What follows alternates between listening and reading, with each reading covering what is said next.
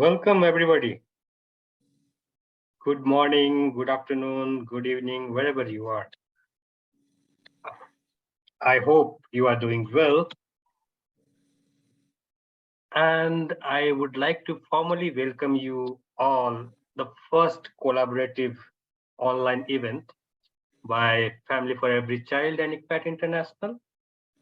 My name is Rajiv Roy, and I am Senior Program Advisor at Family for Every Child, and I'm based in India. With me, I have Francisco Sicon, who is the Director of Global Voice Initiative Program at ECPAT International. Hello, everyone. Yeah. All right. So as we know that now we will be exchanging today our practice as well as research, and that has been conducted both by Family for Every Child and ECPAT International uh, in last few years. We are also launching a brief poll, and it would be helpful if you could answer that while I make introductions. So here's the poll in your screen. And while I'm making these introductions, can you please answer these questions?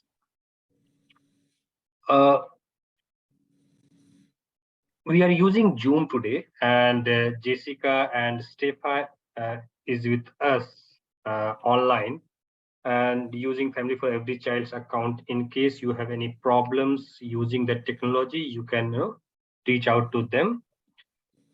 If the internet connectivity is slow, we may need to turn off our videos. You have the options to mute or unmute yourself. Please, could we ask that you keep yourselves muted unless you would like to ask a question when we open up for question and answer session. If there is a background noise, we may need to put people on mute, and we sincerely apologize in advance if that is the case. If when you listen to our panelists as they speak, and if any questions comes to your mind, please feel free to post them in the chat box and we will come back to them. All right. Next slide, please. Okay. Now, I would like to draw your attention on the agenda items for today's event. After this, Francisco and I will share briefly about our initiatives on sexual violence and exploitation of boys. Then our panelists from Zimbabwe, South Africa, and Namibia will share their work on this issue. I will make a proper introductions of our panelists later. After the presentation, we will have breakout rooms followed by presentations by each group and an open session for question and answer before we conclude our session today. If you have any problem in understanding any instructions or anything, please write in the chat box and we will get back to you. Next slide, please.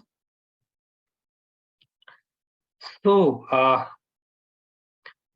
let me introduce the organization where I work, and that is Family for Every Child.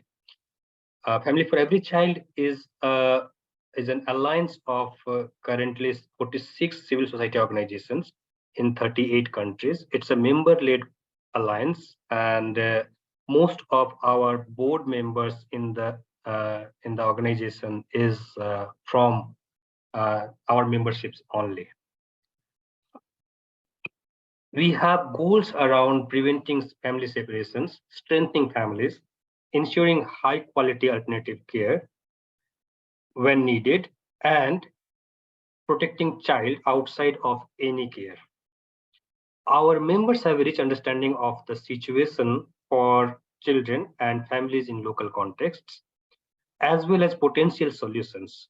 and effective interventions for improving children's care. As a global alliance, we work to ensure that more children can grow up safe and protected in families and be provided with the quality alternative care when needed. Next slide, please. When it comes to our intervention with boys, so we have a portfolio of prevention of sexual violence, which consists of 24 member organizations from 4 continents. We have a specific program on caring for boys, which basically started when we conducted a scoping study back in 2018. 19, and after that we also did national studies in 7 countries where we did research with 523 children and 317 adults. And based on the outcome of that research, it was emphasized that social norms and toxic masculinities result into the dominant perception that boys cannot be sexually abused, and which I think many of the research report that Global Boys Initiative have also done, is also on the similar lines. Also, it was found that there is significant gap in child protection services, policy, and legislation regarding sexual violence affecting boys. So while there are services available, but most of these services are tailored towards the needs specific to to the girls or women, but when it comes to boys, neither the professionals are adequately available, nor the services are tailored towards their needs. We also did since 2020, we also, our members also had done some advocacy programs within their own context, and some of the results are very encouraging. For example, in Zimbabwe or in Philippines, the government programs or services or the legal system has been made more sensitive towards the needs of the boys. We also have another program that is called supporting children who are affected by problematic and harmful sexual behavior, where research suggests that more than 80% children affected by these kind of behaviors are boys. And our members from Latin America or Asia or in Africa are supporting the needs of these boys as well. Next slide, please.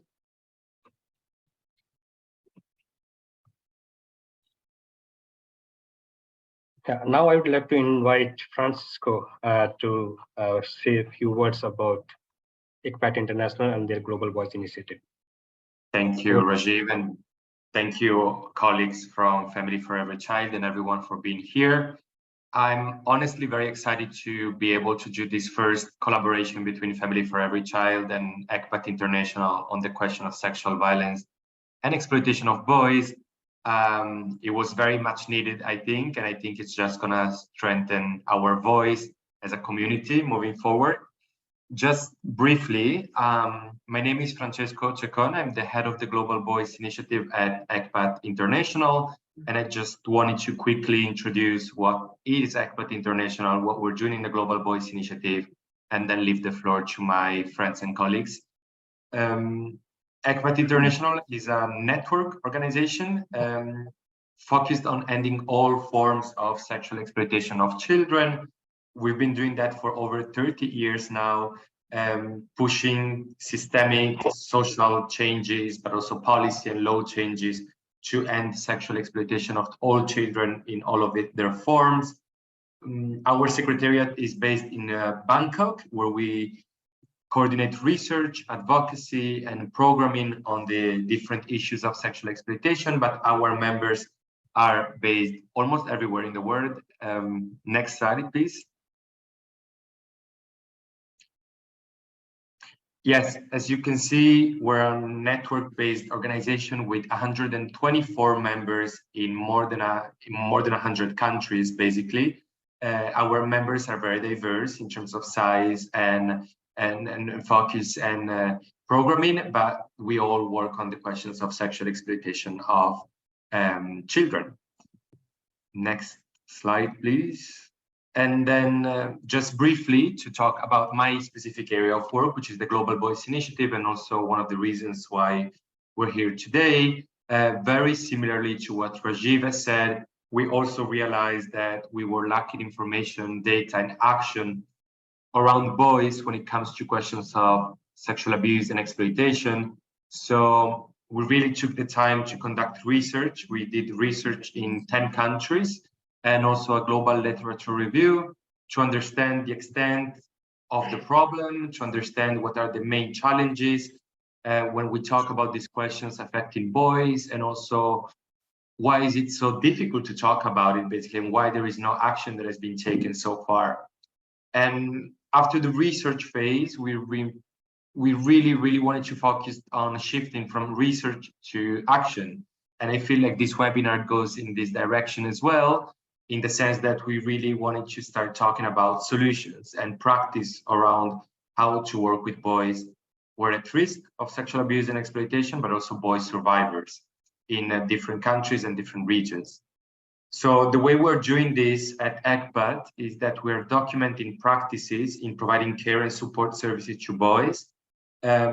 We've been doing that so far in 8 countries, and Namibia is one of those, and I'm excited to hear colleagues sharing about that, in which we really ask the question, how do we then work with boys? What are the practices that or approaches that we need to implement to create rapport and trust and safety with boys who experienced sexual abuse and exploitation? And for us, that was the first step in moving into action. So we really thought, how do we use the existing promising practices around the world to feed into the global knowledge, but also into defining the way forward in whatever it is that we're going to develop to support frontline workers. And very soon, with the collaboration of several colleagues who are present in the call, we will also organize a global workshop on the issue that really wants to actually bring together practitioners and experts on the issue to practically look at the problem, and also what do we have as a community in terms of solutions, and also what do we still lack and how do we define the way forward, but collectively. I think I stressed this enough, but I think the only way forward for us is really to collaborate. We know how difficult it is to work on this question, to talk about this issue, and we really, I think it's also a nice psychosocial support to talk to like-minded organizations and people and see how we can strengthen each other's voices. So this is what we're doing in 2 minutes, and yeah, I'm excited to continue the conversation. So thank you.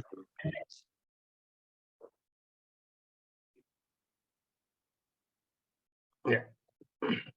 So as promised, thank you, Francisco. I think it's a very important step that we need to take on and build this community more stronger, because as you said that the issue itself is not much talked about, and people shy away from talking about this, acting on the issue. Therefore it's really important. So now the next session is a panel presentation.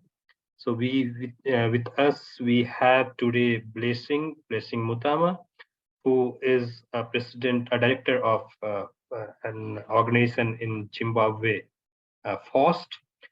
Blessing is a development practitioner with over 20 years of experience in child protection sector, and currently director of FOST in Zimbabwe, and among other roles he has.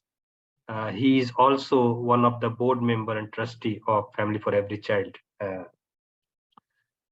Then we will have with us Suzanne. After Blessing, Suzanne will be presenting.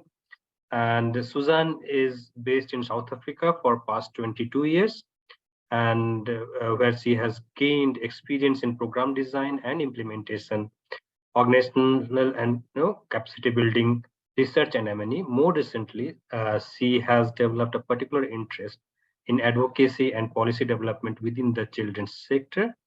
She currently manages the Child Rights Advocacy Program at Children in Distress Network, Cindy, in South Africa. And then we will have a practice presentation from Elise Prince from Lifeline Childline Namibia. Elise has invaluable experience in human rights, child protection, violence against women and children, and police brutality. All areas that she is really passionate about. Her career spans about 12 years working as a detective in the Drug Law Enforcement Unit in Namibian Police. She also worked as Regional Child Protection Officer for the Bridge, an organization that worked with children in conflict with law, before joining Lifeline or Childline Namibia. In July 2020, she was also appointed as gender program manager, and she is also the country coordinator for Men Engaged Namibia Network. So over to you, Blessing, first, and then we will have Suzanne and Elise. Blessing. Thank you, Rajiv. Hi, everyone. I'm happy to be here. So yeah, in Zimbabwe, we are one of the organizations that managed to conduct a research work after we had realized that, boys, we're not getting enough support as victims of sexual violence. So we got funding from Family for Every Child to conduct a research in Zimbabwe. Can you move on to the next slide? So we conducted a qualitative research, and basically we wanted to get information around how boys become victims of sexual abuse, and also look at the nature and forms of sexual violence, that happens in boys. And we also further explored the factors that expose boys to become victims of sexual violence. So this study basically, it was an in-depth study to get qualitative information around all these issues that I've just highlighted. So you realize that in terms of collecting data in this research, we actually used literature review as part of our data collection, and we combined that with interviews. And basically with the interviews, we conducted informal interviews with key stakeholders in the child protection sector. And we managed to also hold focus group discussions with individual caregivers and parents for the boys who had been victims affected by sexual violence. We also had a chance to interview the boys themselves who were victims or survivors of sexual violence. And you'd realize that with the boys who were victims, we had to conduct a risk assessment. And for them to take part in this research, they had to pass that risk assessment.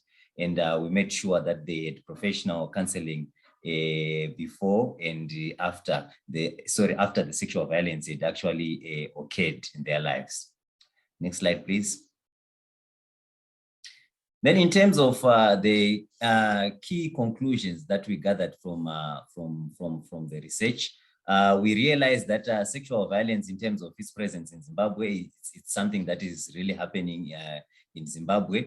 And we saw that there could be, a significant underreporting of these cases due to issues around masculinity and challenges with the social norms that we have, and also a number of gaps that were identified that I'm going to share very soon. There were actually reasons that were linked to the reason why probably underreporting, was happening in terms of sexual violence against boys in Zimbabwe.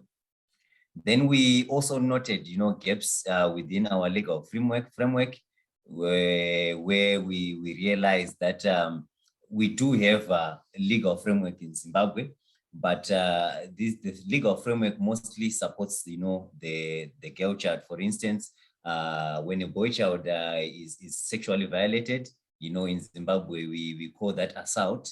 But if it is a girl, we call that a rape. And in terms of the sentence,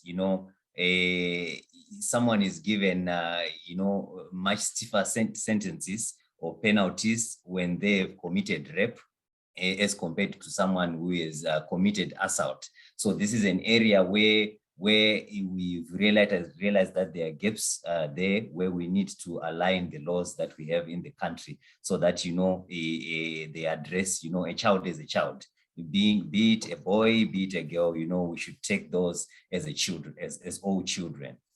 Then key factors leading to sexual abuse for boys, we had quite a number, and these included issues around masculinity and gender norms.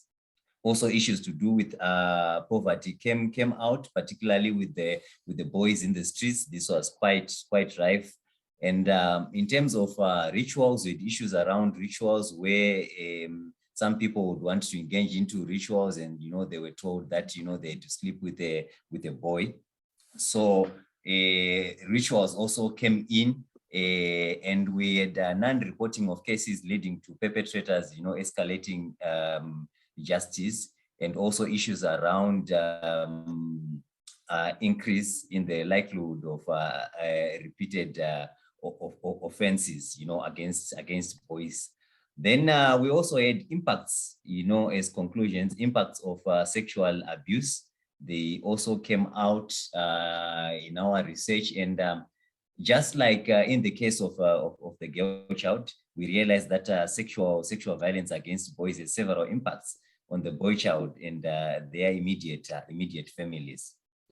Then also support for sexual victims. We realized that there's quite a gap there in terms of institutions' preparedness and their capacity to handle sexual abuse of boys, which is quite limited, where we've seen that most of the service providers that we have in Zimbabwe, they have a bias towards the girl. So their capacities, are more aligned to supporting the girl child than the boy child. So in the end, they don't have the capacity to provide adequate support to the boy child.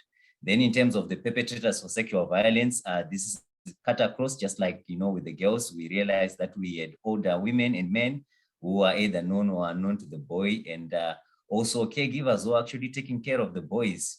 They're also perpetrators, and other boys, sometimes they do it for revenge, or sometimes they do it for experimenting or for fun. But in the end, they'll be perpetrating violence against other boys. Then we also had religious leaders and household helpers, among others. Next slide, please. Then in terms of the recommendations that came out of the research, the first recommendation was that the prevalence of sexual violence against boys is unknown in the country.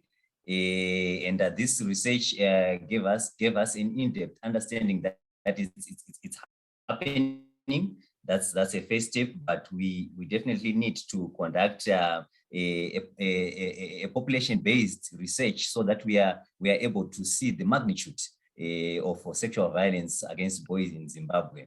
Our research, in terms of representation, it was not population-based, so sometimes it's difficult to talk about representations because we don't have percentages. But in terms of showing us that sexual violence is happening, it has given us that information that this is happening and the reasons why sexual violence is happening. Then another recommendation was the need for awareness creation, where we need to engage the communities, service providers, and institutions so that they are aware that this is happening. Because one of the challenges that we're currently facing are the attitudes, for other service providers and other people in the community who haven't accepted, because of the social norms, that sexual violence, can happen, amongst boys. Then the third recommendation, of course, was the need to capacitate service providers, where we have realized that there is need to improve their capacities of the institutions and the service providers, because they really have skills to support the girl child, but when it comes to the boy child, they don't have that capacity to provide the required assistance. Then in terms of problematic and harmful sexual behavior, there is need to support the boys that exhibit, this problematic and harmful behavior. And this is something that we are working on. We are coming up with programs that could respond to boys who exhibit these kind of behaviors. Then finally, in terms of policy and legal framework, like I highlighted earlier on, that we realized that there are gaps there. So as an organization, we are currently lobbying for a review of the policy and the legal framework that we have in Zimbabwe, so that they are aligned. When we talk about child protection, we are talking about both boys and girls. We need to equally protect both the boys and the girls. So this is an area that we are working on as an organization. We are advocating for the government of Zimbabwe to review the current policies that we have in the legal framework, so that they are aligned, so that they speak to each other. Next slide, please. Yeah, so we in the research that we have done, we have managed to hear voices from the children, where some of the children express themselves through the quotes like that I've shared. Like one of the children said, when I was sexually abused by my coach, it was difficult for me to tell anyone.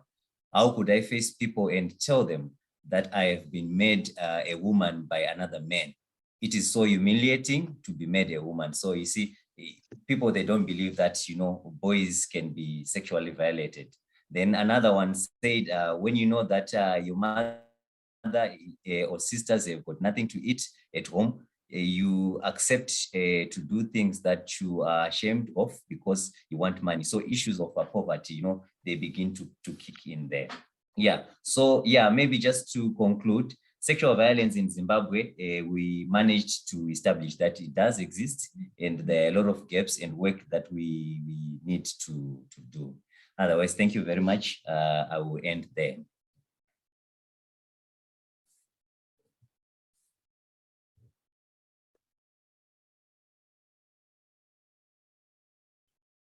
Great.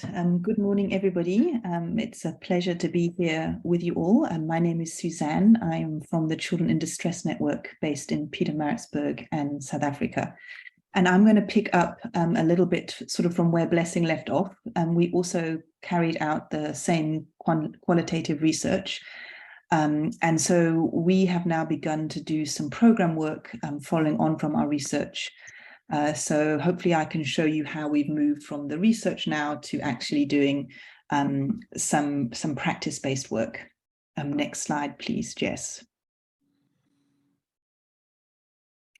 So just to place a little bit in context why we've chosen the path we have for our practice-based work, we looked at, obviously the same as Blessing, how the dominant notions of masculinity are linked to the sexual abuse of boys and also harmful sexual behavior in boys. So in terms of sexual abuse, findings were quite similar to Zimbabwe. Sexual abuse in general, involving both boys and girls, is not well understood generally, but it's even less understood in terms of how it impacts and affects boys. Boys are often not seen as vulnerable, so they are largely unsupervised from quite a young age. But also when they are abused, it's not really considered abuse, and they are seen to be able to protect themselves or defend themselves from abuse. And they're also thought to be less harmed by the abuse. And this is mostly because the harm that we think of from abuse is often linked to the physical harm, so pregnancy or sexual infections, and not necessarily linked to the emotional harm that abuse has. And then the female caregiver and the boy-child relationship tends to weaken as boys approach manhood. And yet we know from other research that that strong bond between the female caregiver and the boy-child can be a very protective factor.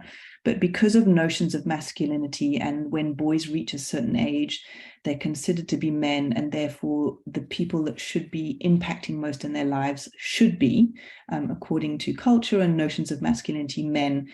Women tend to step back, and so that bond becomes weaker. And so the protective factor is weakened as well. Next slide, thanks, Jess. So in terms of harmful sexual behavior or problematic sexual behavior of boys, what we saw in our research was that this is often conflated with homosexuality. And because of perhaps more homophobic views, this tends to confuse the response. So we don't address the harmful sexual behavior. The focus wants to become on the homosexuality aspect. And also failure to disclose is often linked to negative consequences. I think Blessing mentioned this in his research as well.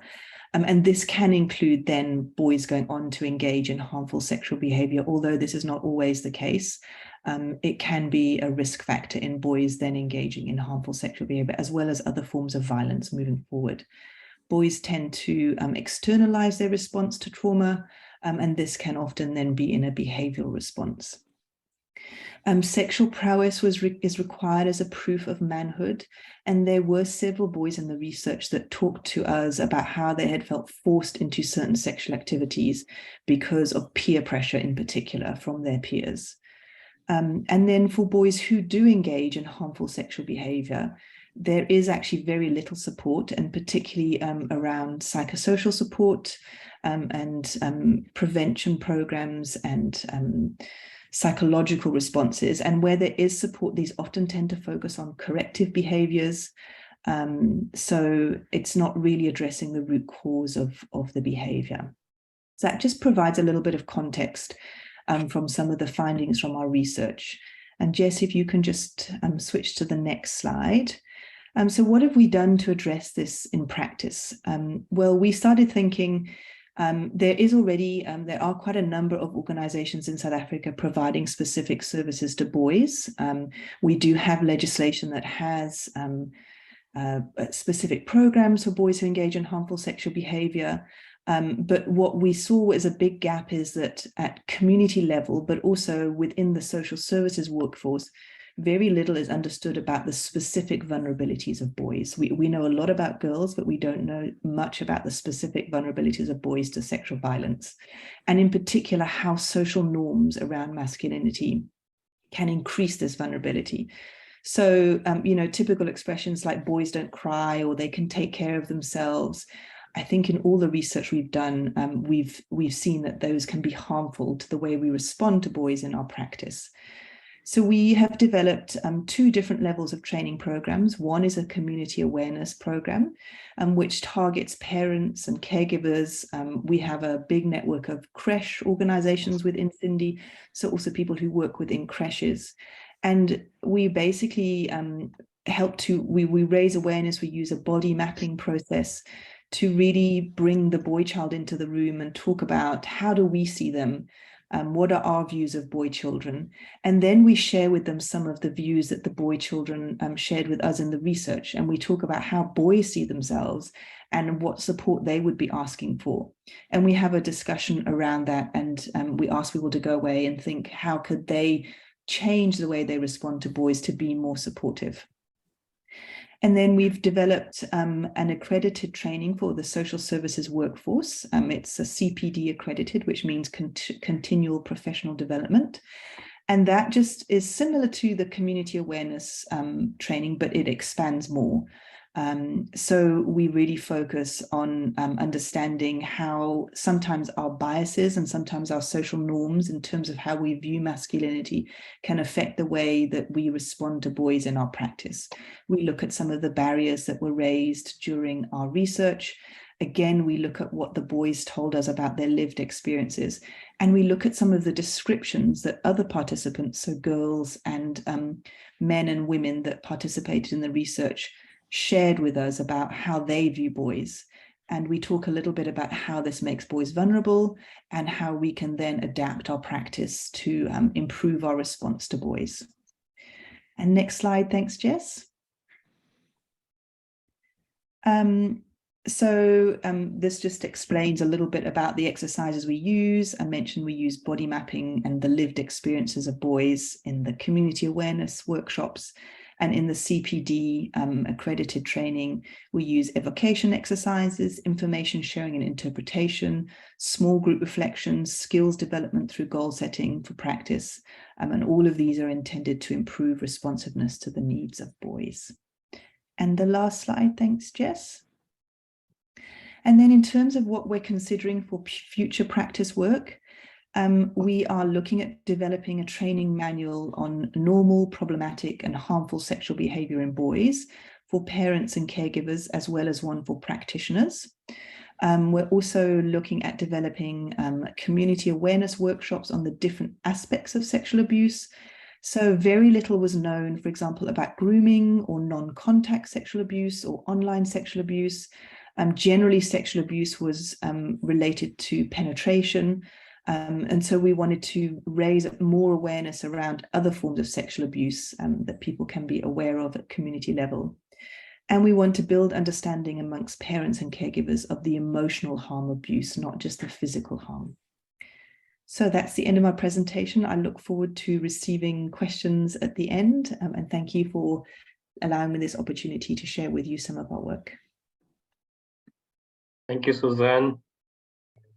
Elise? Yes, good afternoon. I'm Elise Prince, and I will be sharing some of our experiences on how to apply a gender-sensitive approach when we work with boys at risk, and those boys who are survivors of sexual exploitation and abuse. Next slide, please. So in short, Lifeline Namibia was established in 1918. You can see our vision and mission there. So we are the only non-governmental organization in Namibia that has 2 toll-free helplines, one for children, the 116, and then a GBV helpline. Now these helplines are available 24/7, where we offer various services to anyone in need who calls us. Mostly for the purpose of this presentation, I would later on again talk about the helplines with regards to how we work with boys as victims of sexual abuse. Then we are a member of ECPAT. We are secretariat for the Men Engaged Namibia Network. We work with Sonke Gender Justice. And then we are also a child protection agency. We are only 2 child protection agencies in the country. Next slide, please. So our work with boy survivors, number 1 is the counseling services. We offer our counseling services to everyone, any community member, victims, witnesses, perpetrators, male, female, boys and girls. And we offer these services in person or face-to-face or through our toll-free helplines. And as a result of our counseling services that we offer, we do case management and referrals where needed. Our work with boys also include our male engagement activities. We found that the use of male champions, male facilitators that work with boys is very helpful, because the boys can easily relate to these young males, and that can also contribute to them opening up as victims of any kind of violence and sexual violence. So we work with the boys through school and community outreaches, where we normally do awareness raising. And then another distinct feature of Lifeline is that we have what we call the Witani Childline Radio, where we also engage with boys. This gives the boys an opportunity to create their own radio programs that we are then airing on national radios across the country. And last but not least, we are also offering, the boys are then a secondary beneficiary of the parenting programs that we offer in country, where we engage with the parents or caregivers of these boys, and we touch on issues of violence, we touch on issues of sexual reproductive health and rights, we touch on issues of services that are available. For your information, we are currently working with one of the government ministries to have a national standardized parenting curriculum in country with its own framework. And and from this parenting program, once it is accredited and endorsed by government, the courts can also use this as a diversion option for parents to attend these parenting programs. Next slide, please. So like I alluded before, one of the key learnings that we got from this study, and thank you again, Francesco, for coming to us and helping us with this.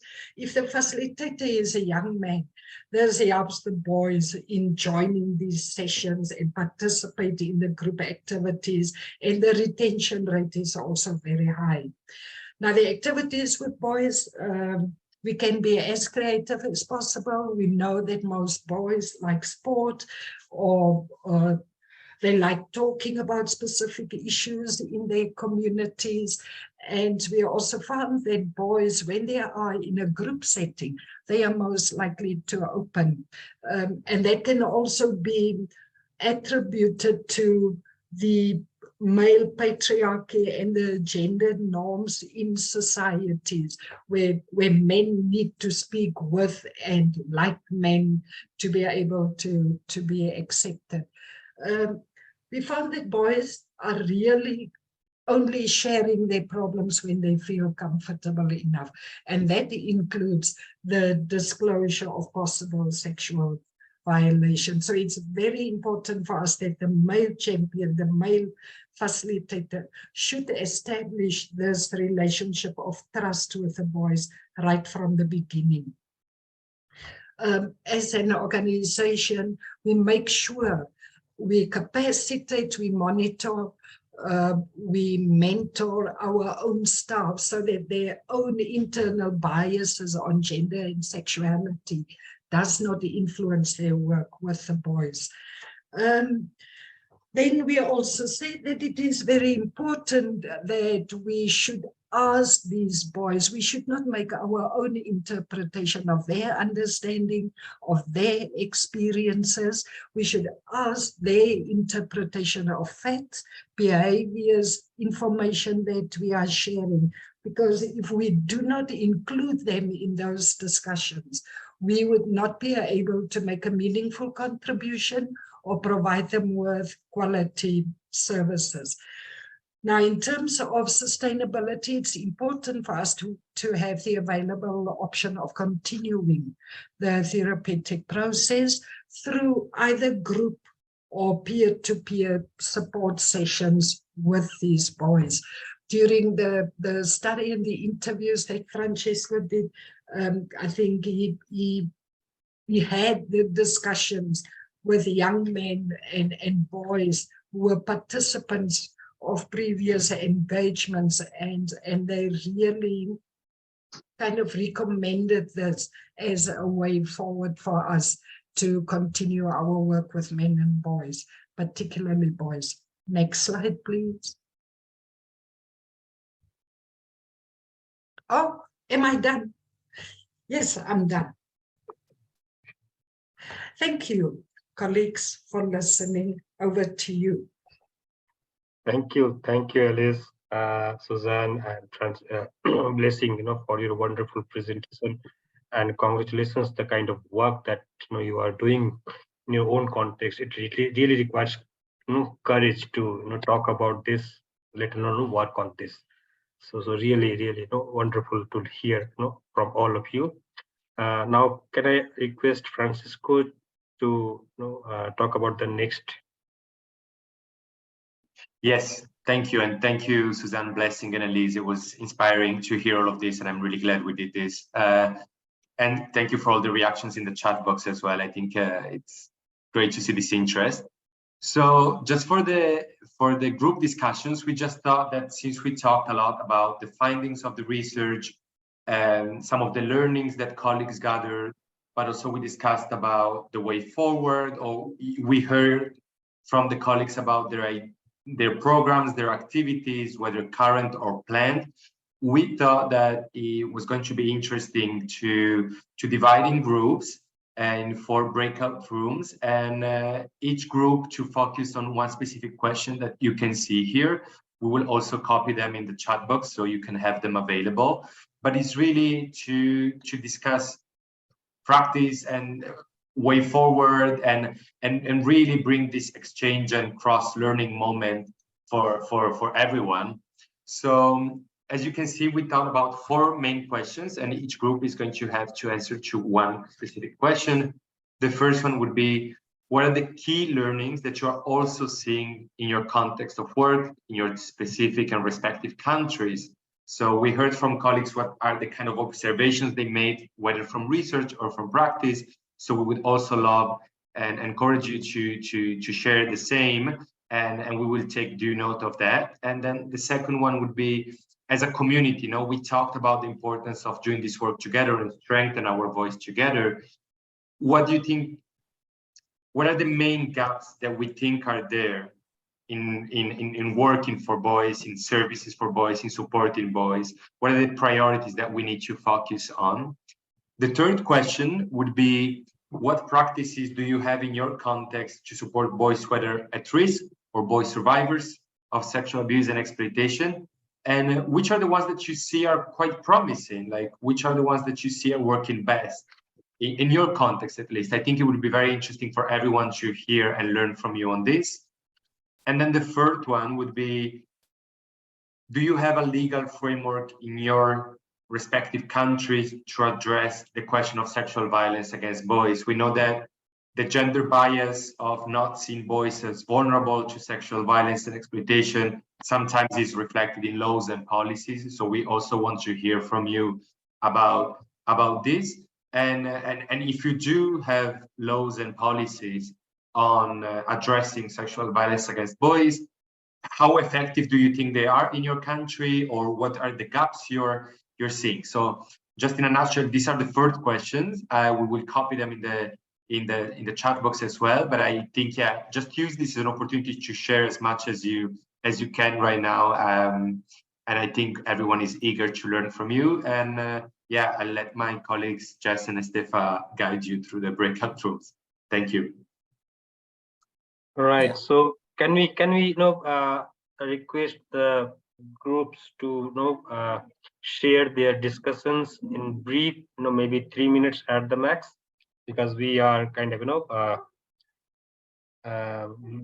behind the time schedule. So from group 1, I think nobody volunteered, so I took that opportunity to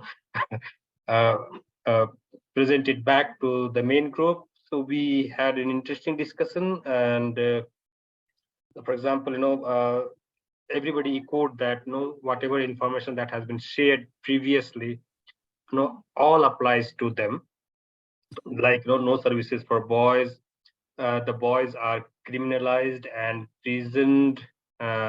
In some countries, the age of criminal responsibility have been recently lowered, and therefore even the boys who are from 10 to 11 years of age are also sent to prison.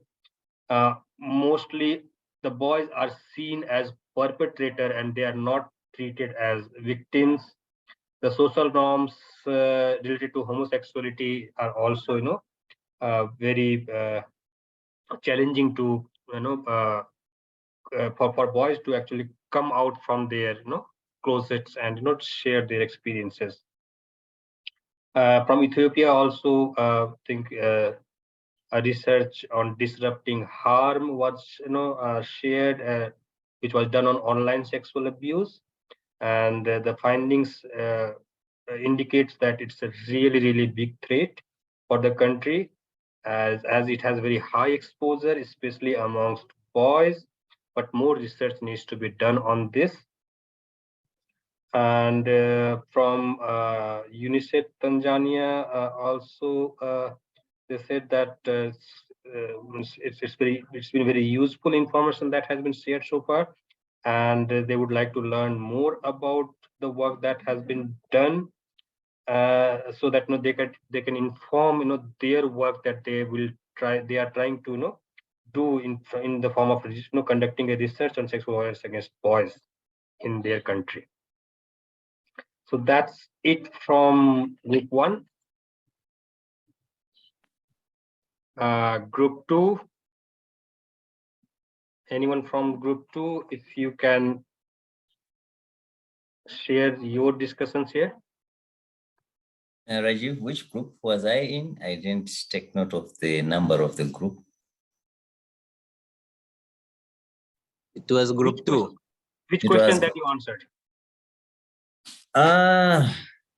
Yeah, so I think we focused on the practices that were existing, and then we also answered a bit on the legal framework. Okay, go ahead. Whatever discussion that you had in your group. All right, so yeah, we had one member, Oma, who actually shared her experiences. We were not, we didn't get it that we were supposed to answer only one question. So we ended up answering question 3 and 4. So she actually shared the practices that they're implementing in their organizations, where they are working with boys, starting from ECD to high school, where they are covering issues around safe and unsafe spaces, where they look at issues around what do you call a safe touch or an unsafe touch, just like what we used to do with the girl child. When we go to primary school, they'll tell you that this place is safe to touch and this place is not safe to touch. So they're doing the same with the boys, and they're also conducting discussions around harmful behavior. What sort of behavior actually puts the boys at risk of sexual exploitation. And they are also working with perpetrators of sexual violence, the boys themselves. And they're also looking at the values and attitudes, around sexual violence. Then in terms of legal frameworks, we had 2 organizations sharing, and both of them they've actually confirmed that they don't have a legal framework that particularly addresses the issues to do with sexual violence against the boy child. Yeah, I think in summary, this is what we discussed in our group. Yeah. Thank you, Blessing. Sorry, yes. Chair, through you, it's Shida. I think in terms of legal framework, so for children who come into conflict with the law, and these are children of all ages, we have the Child Justice Act, which covers children. Children 12 and younger lack criminal capacity, so they would not enter the criminal justice system. Children between the age of 12 and 15 are unlikely to enter the criminal justice system unless it can be proven that they have reasonable maturity to distinguish between right and wrong.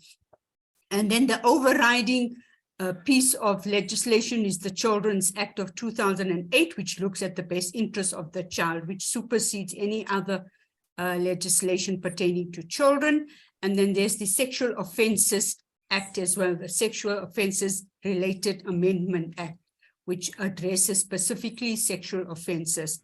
So a child of 12 years old cannot give consent regardless, and in a mentally challenged individual, even if they're 25, they cannot give consent. So those are the pieces of legislation that is applicable to our context. Thank you. Great. It's unfortunate we didn't have enough time for Oma to share about the legal framework within our group. Yeah, thanks for that. Right. Thank you, Blessing. The other group, question number 2, group number 2, what solutions can we bring forward as a community, considering the gaps in the services of for boys? Rajiv, do you mean group number 3? Blessing was group number 2. Okay. Yeah. All right. We were group number 3. Okay. So Mpumi, I'll go ahead if that's okay. I actually ended up in a group with a colleague of mine from South Africa, so that was quite fortunate for us. And yeah, Mpumi was just sharing that, you know, in their experience, they work a lot with youth and they often do work in mixed groups, but she was saying that perhaps one of the ideas that we could have was in some instances to do work just with boys on their own, and if possible to have a male facilitator doing that.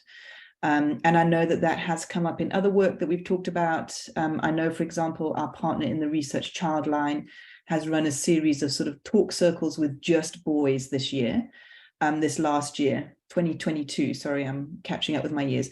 And what the boys shared in those groups was a lot more than they would have shared probably if they'd been in groups with girls as well. Not that we shouldn't have groups sometimes that are mixed, but that sometimes boys need to feel safe to be able to talk about difficult things, and that sometimes they'll do that better with boys. And that's really what we got to in terms of the solutions. And Mpumi, I don't know if you want to add anything into that. We did also discuss the other questions, but in terms of solutions, that was one of the ideas we were suggesting. Yeah, I think it's covered. Maybe in addition that we also do trauma-informed children's groups. But it focuses on trauma in general. So when boys do disclose, they disclose other traumas, but they don't really, maybe they don't feel safe enough to disclose sexual abuse. So in all our processes, whether it is Playful Communication, Me Power Camp with the youth, or trauma-informed children's groups, boys would disclose other forms of abuse or trauma, but not so much as sexual exploitation or sexual violence. Like there's none that I know of, because I'm more office-based, but I haven't heard any boys disclosing sexual abuse within my organization. Yeah, and actually that was a really interesting point that Mpumi raised when we were discussing, because statistics, so we do have a national study, and the statistics there are telling us that it's about 50-50 in terms of rates of sexual abuse between girls and boys, and yet we don't have as many boys disclosing. So it's not that there isn't abuse happening, it's just that they aren't disclosing and talking about it. So that was quite interesting to hear from someone on the ground that's, you know, working with children, that they weren't receiving reports from boys, but they were from girls. Great, thank you, Suzanne. And I think anyone else that want to share that from their group? If not, then we can move forward. Yeah, from group number 4, I don't know if there are any volunteers. No, otherwise, okay, I'll do it for. We didn't have enough time, unfortunately, to hear from all countries about legal framework, because every country has a lot of specificities. We heard something from Namibia, South Africa, and Tanzania. And interesting, I mean, I think the bottom line for everyone was really that the laws are there, but that doesn't mean there are no gaps or that the implementation necessarily works. In South Africa, they mentioned that there is, like, the gender bias that there is in society is also reflected in the law. So there is a big gap of awareness in policy and lawmaking that impacts reporting. Something similar in Tanzania, where actually it seems like the law is actually well structured. The problem is then goes to implementation and the fact that there is no awareness on the issue, and that is not only problematic for boys but also for girls. And Namibia was raising the point that they do actually had a recent change in which the legal framework now also covers sexual violence against boys and men from different genders of offenders as well, which I think was quite interesting. But that doesn't mean that there are no gaps. So So basically what we discussed was the fact that even if you have a good law, like what it seems to be like promising in Namibia, you still have to do all the work on awareness raising and challenging and making sure that those laws are applied. And I hope I summarized that correctly, but please complete me, colleagues.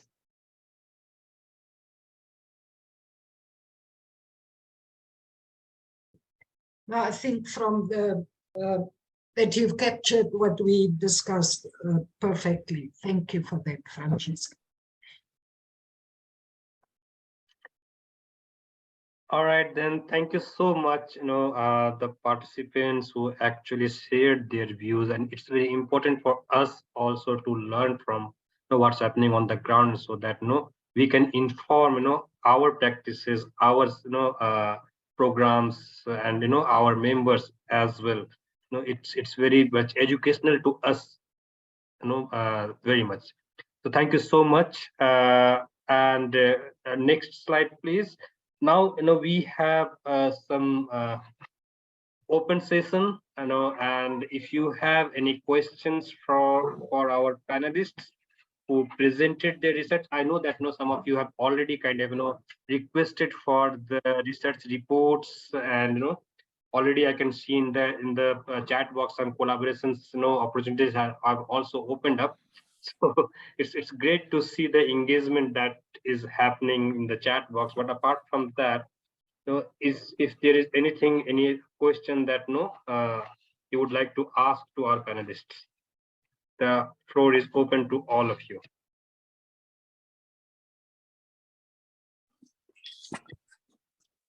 Okay, I have a question. Yes, Abdul. Yes, I will just put it into context, and the panelists will let me know if this is true or not. Based on lessons learned in Sierra Leone, I think one of the reasons why girls report more, or the focus is more on girls, is because the country is more oriented to address sexual violence within the context of medical or health consequences, much more than psychological. And if you look at, for example, a situation where an adult man has sexually abused a young girl, the real burden of proof is on the medical, especially looking at penetration, even much more than psychological. And if it's the other way around, let's say it's an adult female who has sexually abused a small boy, because medical consequences are not there, it's probably more of psychological. It's downplayed, or there is not even services or any expertise to investigate that more and really even quantify the amount of damage as against boys. So all of this, in my opinion, really also amount to the reasons why less is being focused on the boys. So my question is, I don't know if from research point of view, this is correct, or you were able to see that within your research or not. Thank you. Yeah. Anyone? I'm happy to talk a little bit about that because it did come up definitely in our research. It's a very good question. Thanks, Abdul. So when we were doing our literature review for our research, we did find quite a lot of papers and evidence in the literature around the fact that boys may be more vulnerable to what we call non-contact sexual abuse. So that would be like exposure to pornography, or being forced to watch other people engage in sexual activities. So less to do with penetration and touching. And because of that, less is known about how to respond to that, or online sexual abuse, for example. And so we don't know how to respond to that because, as you mentioned, the view is that it's the medical response is the first response as opposed to the psychological response. And because of that, also people don't consider it abuse. So, you know, if a boy who is considered to be a sexual being is exposed to pornography, well, so what? What harm is that? Because he's a boy and that's what he's supposed to learn. And certainly the boys that we spoke to, most of them were learning about sex and sexuality online. They learned about masculinity at home and in their society around them. But they learned about sex and sexuality from people outside their home, sometimes from school, but the LO programs are not implemented as they should be, the life orientation programs. So they were learning about that from pornography or from movies or from their peers. And all of those are known to be not always positive influences on sex and sexuality. And so that's very concerning because we're not teaching our boys about what is right in terms of their sexual development, and they don't know, and then they are more at risk to being exposed to harmful effects that we don't consider necessarily harmful for boys. So I think it's a great question, and those are the nuances that I think we need to be talking about more. For example, in our legislation, we do talk about non-contact sexual abuse, but very few practitioners are considering that as harmful. So yeah, that's certainly from our perspective what we've come up with. Thank you, Suzanne. Any more questions? Rajiv, can I come jump in quickly? Please.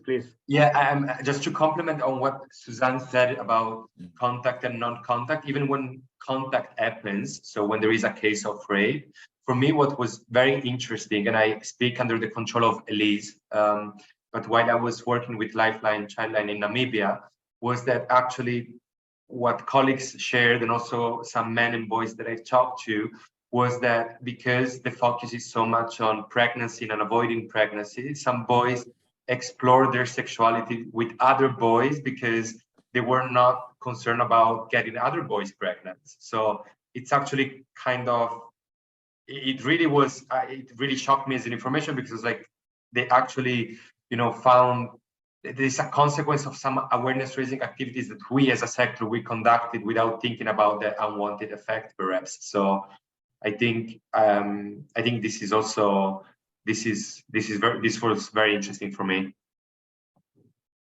Yeah, indeed. Yeah, Okay. if I can, sorry, Yes, Raju. It's true what Francesco said, and the fact that these boys, when they have sexual contact with one another, it stems from some of the traditions and cultures in Namibia. Just last year, I was training a group of traditional leaders in the one of the remote regions of Namibia. And the issue of sexual initiation and orientation was one of the topics that we discussed then. So it's the gendered norms in the different culture and traditional situations or circumstances that make boys to practice this with one another and not see it as wrong. Also, very interesting, although our legal frameworks make provision for the criminalization of sexual violence against boys, most often they're not. When they go to the service providers, like the police, they would record it as sodomy, and by that implying that it is a homosexual act that happened between two men or two boys. So yeah, the legal frameworks are there, but in between there's still a lot of work that needs to be done. Thank you. Yeah. Sure. Yes, maybe just to add on to what my colleagues have said, one other thing that we've realized that we have invested a lot in supporting for girls who have been sexual victims. So I find in the end, girls have got more information. You know, they can easily tell when they have been violated. Even someone was asking about the difference between, you know, psychological and medical. it's easy for us to talk about, medically investigating whether a girl child has been sexually violated as compared to the boy, because we've invested a lot in it, and it's clear for us to know that this girl has been violated. We know how it is done, but when it comes to the boy child, I think there is a gap there in terms of trying to identify whether they have been violated or not. So I think it's a matter of maybe investing research into it, and we've been talking about the gap in terms of capacity building of institutions and service providers. I think this is an area that we really need to focus on and invest in, so that we're able to close the gap. Yes, thank you, Blessing. Any more questions? All right. Okay, then I think next slide, please. Yes. Okay. So as a result of caring for boys research and the recommendations, and what we also found here, that there is not much of awareness about sexual violence and exploitation among boys, and there was a recommendation to develop more awareness, to do campaigns. So since past 3 years, Family for Every Child and its members have been doing a campaign called Blue Umbrella Day. It is celebrated on 16th of April 2013 on every year. So this year also on 16th April we are going to celebrate the Blue Umbrella Day, and this campaign uses the caring for boys research to call for changes to policy and practice that will ensure better care of children and ensure that their protections from sexual abuse is there. This year, the Blue Umbrella Day campaign is happening in 22 countries, and anyone can join the campaign activities because most of the things are there are actually using social media. And you can check the campaign website, which is there in the chat box. Stefa will put that into the chat box. So it's blueumbrella.day.org, and the key messages for this campaign has been that boys need adult care and protection too. Boys can be victims of sexual violence. Being a real man means being kind to yourself and others. And this year we have also added a couple of new messages around online sexual abuse, lack of services for survivors who are boys, and also around the positive masculinity. So do check this, and if you want, you can join this campaign. You can write to me, or visit the website. Next slide, please. Yes. No, just quickly, here you have our QR code that leads directly to the web page of our Global Voice Initiative at ECPAT International, or you can just Google Global Voice Initiative ECPAT and you will find it easily. And if you follow this QR code or the website, it's you're going to find all the research we conducted, but also the case studies on practices in working with boys, including the one we heard today from colleagues in Namibia. It's on our webpage, and we'll be happy for you to read them, reach out, and really continue this conversation. I think, as Rajiv said before, it was a good learning for us as well. And yeah, I'd be happy to discuss any research or case study related questions and how to bring those conversations forward in your respective countries as well. Great, thank you, Francisco. Next slide, please. Yes. So we are approaching the end of the today's online event. Before we finish, I want to mention Family for Every Child's community platform for child rights practitioners called Change Makers for Children. It's a space for local practitioners to come together and connect, collaborate, and communicate.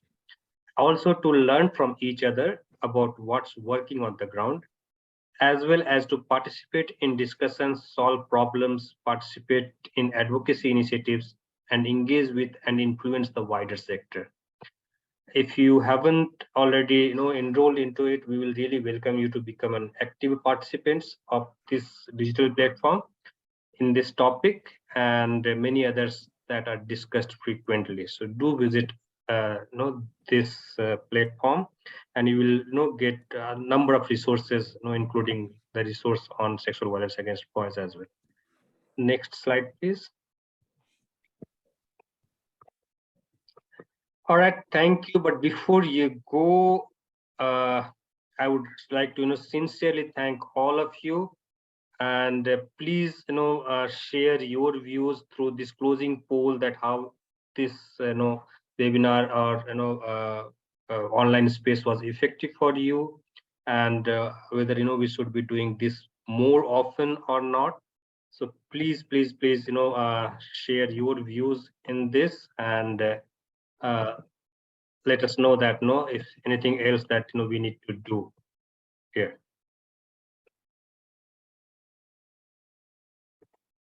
Thank you all. Thank you once again for the panelists to share their learnings, share their views. Thank you, Francisco, for bringing all of us together, and thank you all participants to be here and enrich us with their perspectives also. Lastly, I would like to thank Jess and Stefa and the communication team at Family for Every Child, who has done very remarkable job in putting all of these together. So thank you so much, both of you as well.